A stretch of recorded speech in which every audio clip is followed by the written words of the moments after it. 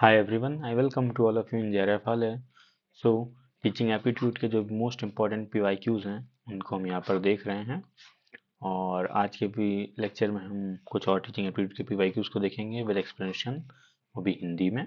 और जो कि हमारी यूजीसी नेट पेपर 1 के लिए बहुत इंपॉर्टेंट है। तो जैसा कि आप लोगों को पता है कि जो हमारा पेपर 1 है उसमें टोटल 10 यूनिट्स हैं। उसमें पहली यूनिट कौन सी है हमारी? टीचिंग एप्टीट्यूड की। देन इसके बाद हमारी है रिसर्च एप्टीट्यूड, ठीक है।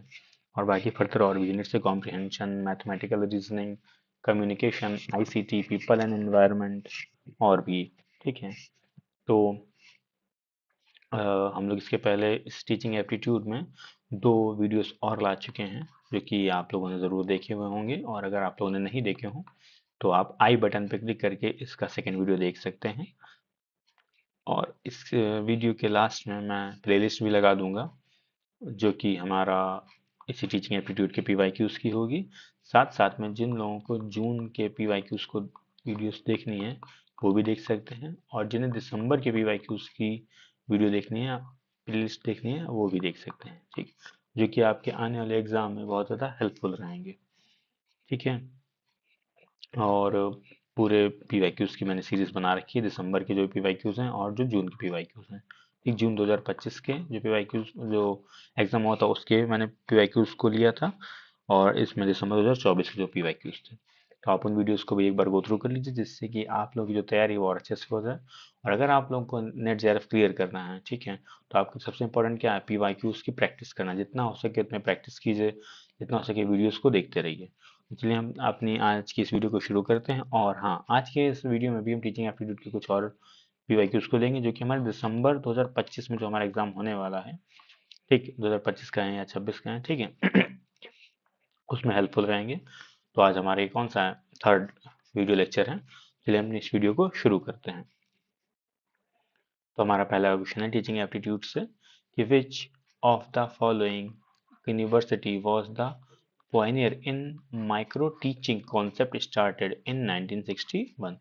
कह रहे हैं कि इनमें से ऐसी कौन सी यूनिवर्सिटी है जो कि माइक्रो टीचिंग के कॉन्सेप्ट में सबसे ज़्यादा अग्रसर है या फिर आगे है, और कब से? 1961 से। हमारे ऑप्शन है Stanford university, Oxford university, Delhi university और द जेएनयू यूनिवर्सिटी, जो कि कहाँ है? न्यू दिल्ली में। इसका मतलब सही ऑप्शन है वो क्या हो जाएगा? स्टैनफोर्ड यूनिवर्सिटी, ठीक। कौन सा? स्टैनफोर्ड यूनिवर्सिटी में जो माइक्रो टीचिंग के जो कॉन्सेप्ट्स हैं, बाकी चीज़ें हैं, वो 1961 से ही पढ़ाए जा रहे हैं। चलिए अपने अगले क्वेश्चन की तरफ बढ़ते हैं।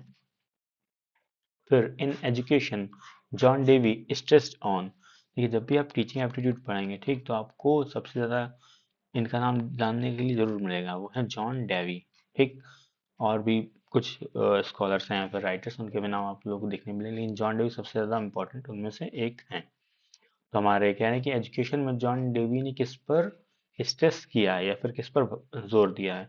कि लर्निंग बाय डूइंग, की कहते हैं कि जो भी आप लर्न करें उसको करके देखें। फिर अथॉरिटेरियन टीचिंग मेथड, कह रहे हैं जो टीचर है वो अथॉरिटेरियन चीज़ों, अथॉरिटी दिखाए ज़्यादा, जब तब बच्चे लर्न कर पाएंगे। या फिर रोट लर्निंग, मतलब बच्चों को रटा दिया जाए, या फिर नन ऑफ द अबव। तो हमारा जो इसका सही ऑप्शन है क्या हो जाएगा? कि लर्निंग बाय डूइंग, कि मतलब बच्चे उस चीज़ को प्रैक्टिकली करें और फिर उसके बाद उसी को याद कर पाएंगे आसानी से। तो हमारा जो फर्स्ट ऑप्शन है वो ए ऑप्शन है वो एकदम एक सेकेंड, हाँ, जो हमारा ए ऑप्शन है वो एकदम करेक्ट हो जाएगा। Then the next question, practice is made in, कह रहे हैं कि जो प्रैक्टिस है वो कैसे बनती है? इंडक्टिव मेथड से, डिडक्टिव मेथड से, ड्रिल मेथड से, या फिर डिस्कशन मेथड से। तो मैं आप लोगों को बताना चाहूंगा कि जो प्रैक्टिस हमारी किससे बनती है? जो ड्रिल मेथड होता है, ठीक। तो हमारे इसका जो थर्ड ऑप्शन है या फिर सी ऑप्शन है वो एकदम करेक्ट हो जाएगा। Then the next question, which is not the advantage of team teaching, कह रहे हैं कि जो टीम टीचिंग है उसकी इसमें से कौन सी एडवांटेज नहीं है? तो हमारे ऑप्शन हैं बेटर यूटिलाइजेशन ऑफ रिसोर्सेस, कह रहे हैं कि जो भी रिसोर्सेस हैं आप उनका सही से इस्तेमाल ना कर पाएँ। फिर है बेटर प्लानिंग, फिर है better use of teaching techniques, और लास्ट में better financial benefits of teacher. अब देखिए, ये नॉट पूछा है, क्या पूछा है? नॉट पूछा है कि आप उन चीज़ों का इस्तेमाल सही से ना कर पाए। तो हमारा जो सही ऑप्शन है वो क्या हो जाएगा? कि बेटर टीम टीचिंग की जो एडवांटेज उसमें क्या नहीं होगा, better financial and benefits of teacher. ठीक, तो हमारा जो फोर्थ ऑप्शन है या फिर डी ऑप्शन है वो एकदम करेक्ट हो जाएगा। फिर हमारा अगला क्वेश्चन है कि which of the following is more interactive and student centric. कह रहे हैं कि इनमें से दिए गए ऑप्शंस में से ऐसा कौन सा मेथड है या ऐसी कौन सी चीज़ है जो कि स्टूडेंट्स के लिए बहुत ज़्यादा स्टूडेंट सेंट्रिक के साथ साथ बहुत ज़्यादा इंटरेक्टिव है। देख लेते हैं ऑप्शंस। सेमिनार्स, वर्कशॉप, लेक्चर या फिर ग्रुप डिस्कशन।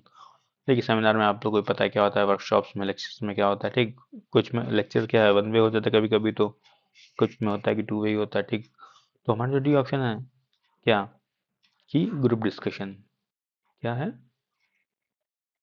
Group discussion. तो इसमें क्या होता है कि ये सबसे ज़्यादा इंटरैक्टिव और स्टूडेंट सेंट्रिक होता है। हमारा जो डी ऑप्शन है वो एकदम करेक्ट हो जाएगा।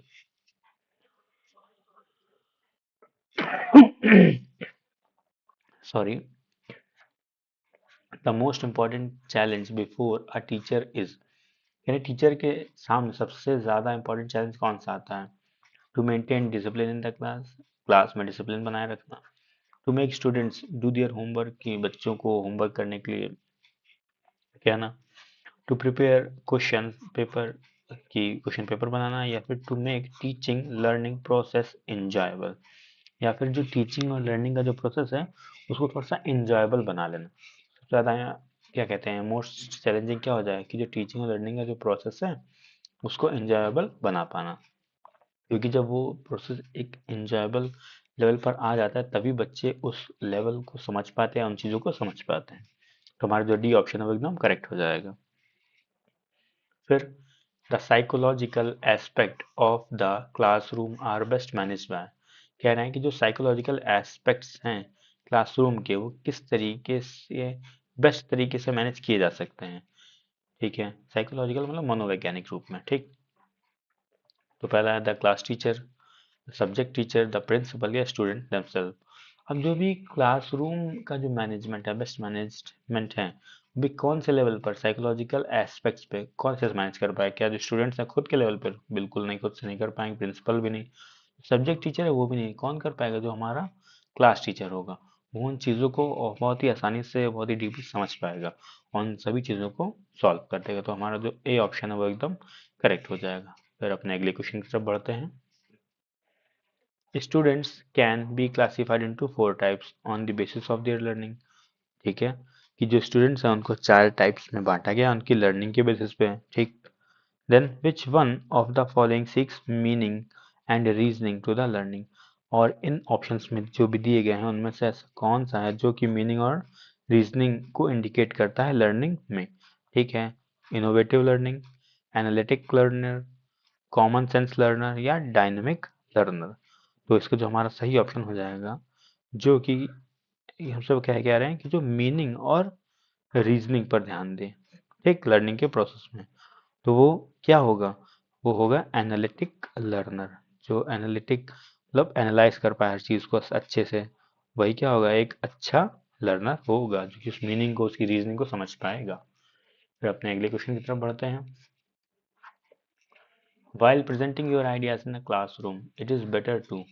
कह रहे हैं कि अपने आइडियाज़ को क्लासरूम में जब आप प्रेजेंट करते हैं उससे अच्छा क्या है कि recognise that there can be other views, कि आपको ये भी ध्यान रखना चाहिए कि और भी लोगों के कुछ व्यूज़ होंगे। And recognize that student are not a homogeneous mass, और आपको ये भी ध्यान रखना चाहिए कि जो भी स्टूडेंट है वो होमोजेनियस नहीं, मतलब एक जैसे नहीं है। फिर take dissenting views also in consideration, और आपको ये भी ध्यान रखना चाहिए कि लोगों के अलग अलग व्यूज हो सकते हैं, तो आपको उन व्यूज को भी क्या करना चाहिए, इनकॉर्पोरेट करना चाहिए।